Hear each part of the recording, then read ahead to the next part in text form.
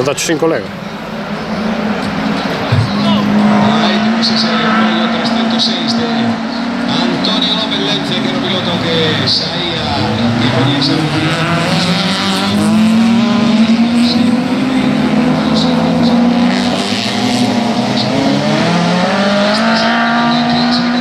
clase 2 de más de 1600. Ahí estamos en mitad de circuito aproximadamente, son 6 vueltas este que tiene 6 kilómetros.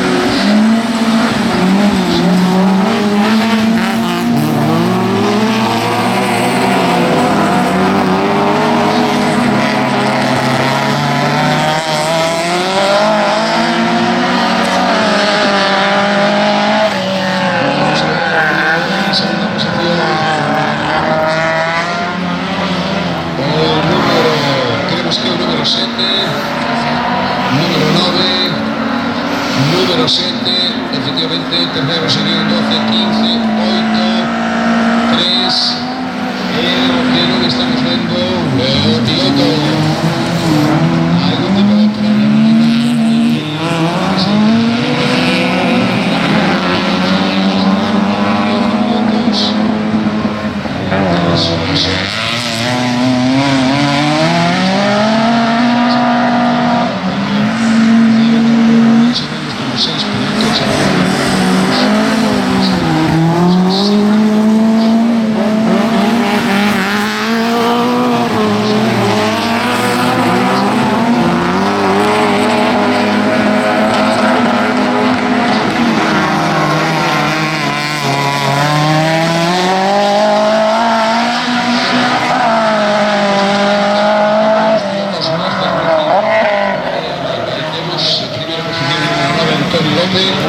Segunda posición para Dani Castro, tercera posición para Enrique Castro, cuarta